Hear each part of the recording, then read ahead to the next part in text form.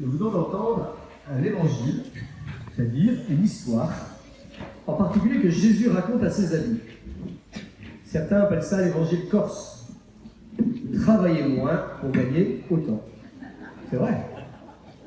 Ils travaillent 1 heure, ceux qui commencent à 5 heures, et ils ont le même salaire que ceux qui travaillent toute la journée. Alors c'est le genre d'histoire qui agace un peu. Vous savez, un peu comme l'évangile de Marthe et Marie. On prend la défense de Marie, on trouve ça quand même injuste pour Marie. C'est elle qui travaille, qui fait tout. Et Marie, elle est là, écoutez le Seigneur. Et bon, elle ne fait pas, elle fait la cuisine, elle ne fait rien. Et puis là, ceux qui arrivent à la fin, soit à 5 heures, ah ben ils ont le même salaire que ceux qui ont commencé depuis le début de la journée. C'est même pas juste. Hein.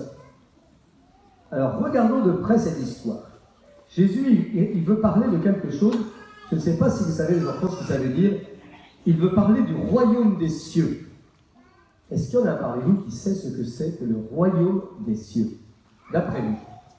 Toi qui sais. C'est le royaume de Dieu. Alors, c'est le royaume de Dieu, bravo. Et c'est quoi le royaume de Dieu? C'est quand Dieu est avec nous. Ça veut dire quoi? Quand Dieu est avec nous, qu'est-ce qui se passe normalement?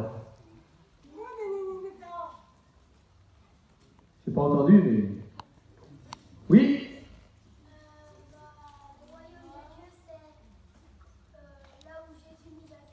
Là où Jésus nous accueille, et quand Jésus nous accueille, quand Dieu est avec nous, c'est qu'il nous donne toujours, qu'est-ce qu'il nous donne en général Dieu?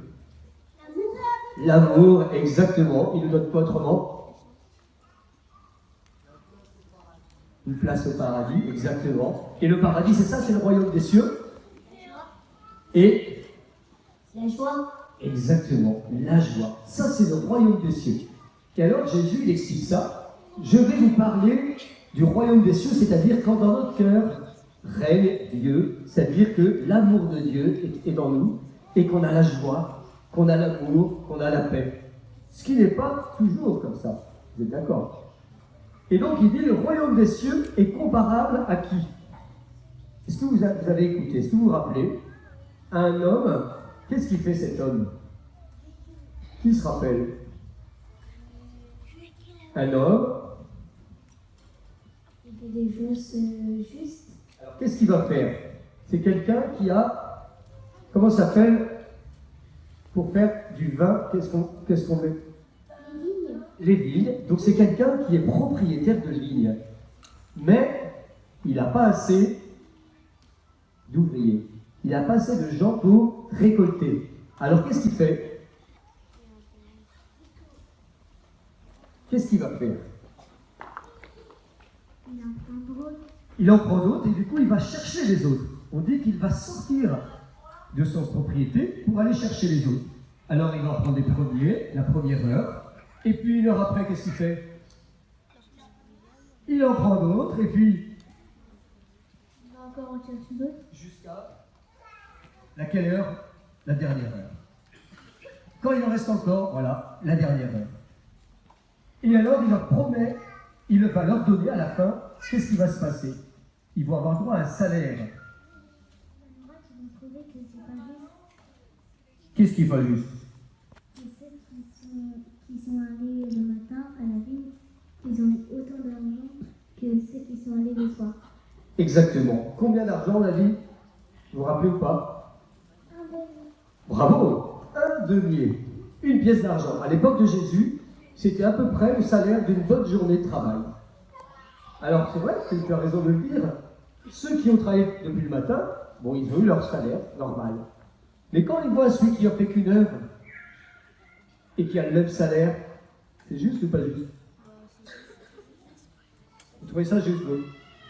Ça se voit que tu as commencé à travailler à 5 heures, toi. Hein?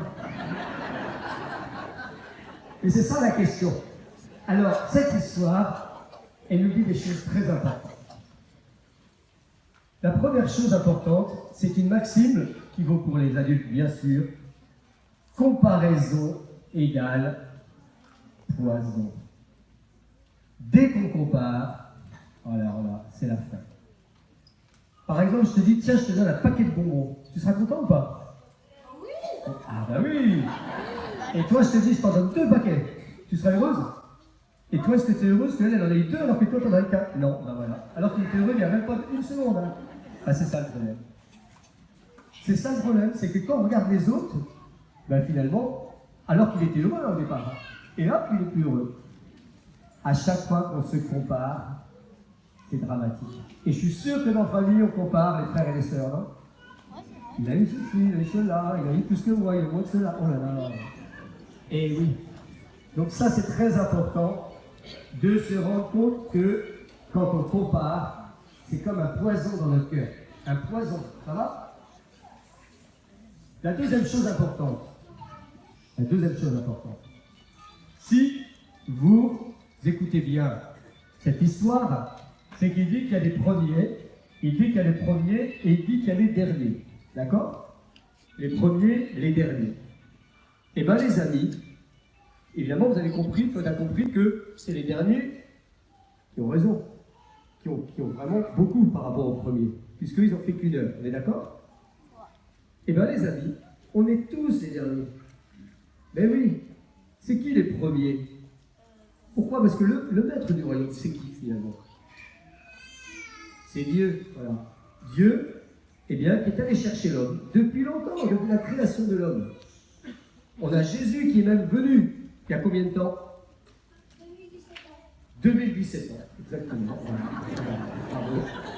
2017 ans, Jésus est venu. Ça fait 2017 ans que les premiers ont été embauchés. On est d'accord? Nous, on est tous les derniers.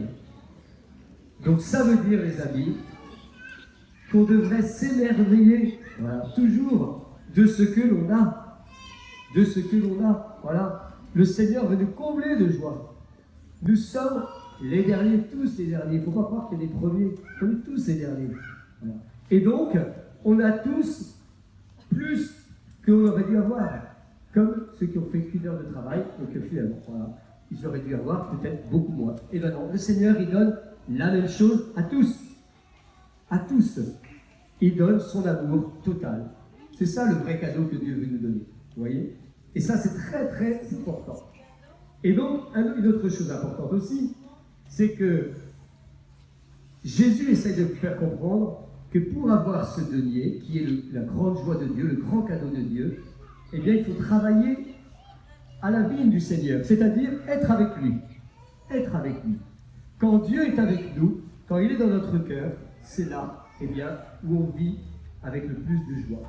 Ça, c'est une grande invitation, vous voyez. Et donc, le Seigneur nous dit quoi? Il nous dit, sachez, regardez quand je suis avec vous. Quand est-ce que le Seigneur est avec vous? Comment est-ce qu'on sait que le Seigneur est avec nous? Par exemple, comment est-ce qu'on peut savoir que Dieu est avec nous? Qu'est-ce qui se passe?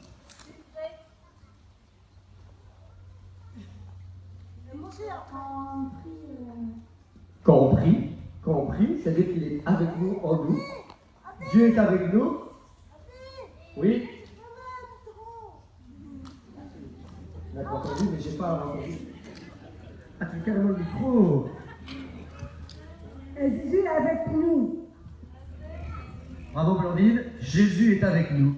Et ben voilà, Blandine elle l'a dit, quand Jésus est avec nous, on n'a rien à craindre. C'est ça que Jésus veut faire, c'est qu'on travaille tous à sa vigne, qu'on travaille tous avec lui, qu'on goûte avec lui le vin qui va venir, eh bien, de cette bonne vigne, parce qu'il veut que nous soyons avec lui. Ça, c'est très important. Et donc, vous avez les enfants, c'est, par exemple, prier, on l'a dit tout de suite, prendre du temps avec lui, s'aimer les uns les autres, etc. Oui. L'autre chose importante, c'est peut-être plus les adultes, et en particulier, tous ceux qui, parmi vous, ont un service dans l'Église. Dieu sort pour chercher des ouvriers par amour. Pourquoi? Parce qu'il sait que c'est le lien de ces ouvriers. Et donc, c'est peut-être une invitation à nous qui sommes dans l'Église, qui servons dans l'Église, à nous redire, est-ce que le service que je le fais par amour? Alors, tout le monde va dire oui, mais par amour de ceux que je sers. Je vous donne un exemple. Je suis, par exemple, accompagnateur des familles en deuil. Est-ce que ma première préoccupation, c'est l'amour de cette famille que j'accueille ou de bien faire mon service pour être sûr que tout soit bien fait? On est tellement souvent préoccupé par la qualité de notre service que parfois, un peu comme Marthe, on oublie eh bien, que nous sommes d'abord envoyés pour aimer ceux qui sont avec nous. Et ça marche pour tout. Ça marche pour tout. Moi, le premier, quand j'accueille des personnes, est-ce que, quand je les écoute, c'est par amour pour elles que je les écoute, ou pour régler leurs problèmes, vous voyez, ou pour avancer sur tel ou tel sujet? Est-ce que, quand je joue à la messe, à l'instrument de musique, est-ce que je le fais par amour de ceux qui participent, ou je le fais eh bien, pour exercer mon talent, voilà, pour la musique, point. Ça, c'est très important, parce que c'est ça qui transforme tout dans notre service. Si c'est l'amour qui est d'abord premier dans ce que je fais, eh bien, ça change tout. Ça change tout. Et de me dire, eh bien, peut-être qu'au début d'un service, dire Seigneur, je te confie ces personnes vers qui je vais. Seigneur, je te confie ces... Ça marche, entre guillemets, aussi pour les parents qui aident leurs enfants.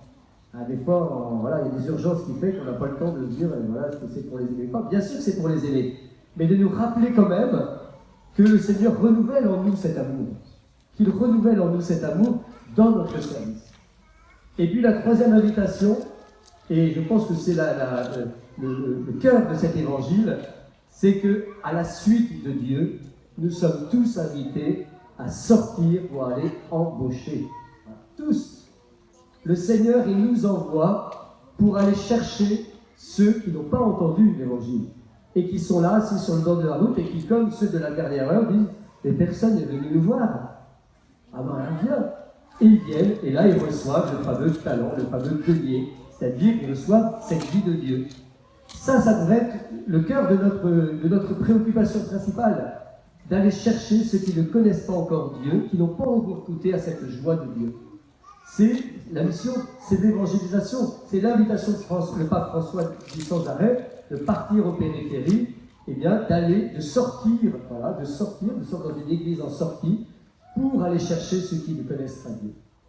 Et bien c'est peut-être ça qu'on peut demander au Seigneur dans cette Eucharistie, que dans nos communautés, que dans nos paroisses, dans notre doyenné, eh bien il nous renouvelle tous, et je dis tous, on est tous concernés, qu'on ait un petit service, un grand service, qu'on soit enfant, qu'on soit famille, qu'on soit prêtre, diacre, peu importe, il nous renouvelle tous dans ce désir d'aller à la rencontre des gens, d'aller voir les gens, d'aller rencontrer, et pour leur parler de celui qui nous aura transformés. Et vous voyez que du coup, pour que la boucle soit bouclée, on n'arrive que si nous sommes nous-mêmes transformés par Dieu. Et donc nous demandons au Seigneur eh bien, de venir en nous, de transformer notre cœur, que nous n'ayons pas peur d'aller eh bien, avec lui, comme Pierre, comme Paul, comme tous les apôtres, eh bien, d'avoir le désir et la joie d'annoncer son salut. Amen.